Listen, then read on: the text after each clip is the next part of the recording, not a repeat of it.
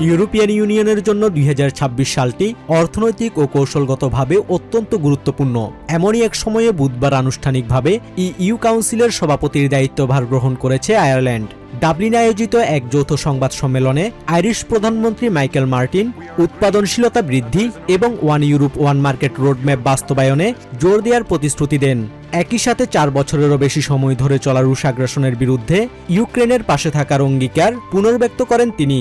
In the One Europe, One Market roadmap, we have the plan for how we're going to get there. It is one of our most important tasks as presidency, and I look forward to briefing my fellow leaders on progress at the meetings of the European Council in the autumn. এই গুরুত্বপূর্ণ মুহূর্তে Dublin সফরে এসে European ইউনিয়নের কাউন্সিলের সভাপতিত্ব শুরু করার জন্য আয়ারল্যান্ডকে অভিনন্দন জানায় ইউক্রেনের president Volodymyr Zelensky. I congratulate Ireland on the start of its presidency of the Council of the European Union. This is always a great responsibility, especially now when we must protect lives and our values from Russia's anti-European aggression. ডাবলিনের এই বিশেষ মঞ্চে Zelensky আরও বলেন, আধুনিক যুদ্ধের অভিজ্ঞতা সম্পন্ন ইউক্রেনকে ছাড়া ইউরোপের আকাশ ও সামুদ্রিক নিরাপত্তা নিশ্চিত করা অসম্ভব।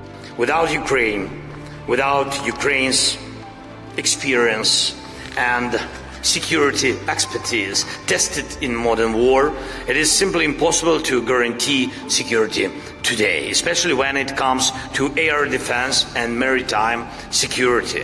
That is why I invite all of Europe to work together as closely as possible.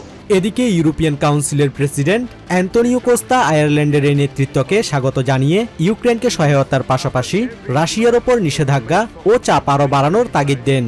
একই সাথে মধ্যপ্রাচ্য সংকটের টেকসই সমাধানে জাতিসংঘের প্রস্তাব মেনে ইসরায়েল ও প্যালেস্টাইনের দ্বিরাষ্ট্রনীতির পক্ষে জোরালো অবস্থান নেন তিনি। And Europe's support for Ukraine and our unrelenting pressure on Russia have played a crucial role. In fact, over the next 6 months, under Irish leadership, we will continue pursuing this twin strategy. এদিকে যুদ্ধক্ষেত্রের প্রযুক্তিগত পরিবর্তনের অংশ হিসেবে রাশিয়ার দখলে থাকা Crimea উপদ্বীপে Ukrainian drone হামলা তীব্রতর হয়েছে বলে জানিয়েছেন ইউক্রেনের প্রতিরক্ষামন্ত্রী মিখাইলো ফেদারভ। কিয়েভে সুইডিশ প্রতিরক্ষামন্ত্রীর সাথে এক বৈঠকে তিনি জানান, ড্রোনের আঘাতে রুশ রসদ সরবরাহ লাইন ও তেল শোধনাগার বিধ্বস্ত হওয়ায় ক্রিমিয়ায় জরুরি অবস্থা জারি করতে বাধ্য হয়েছে Moscow. Пов'язано з новим технологічним етапом. Basudeb Nath, TVN 24 news desk.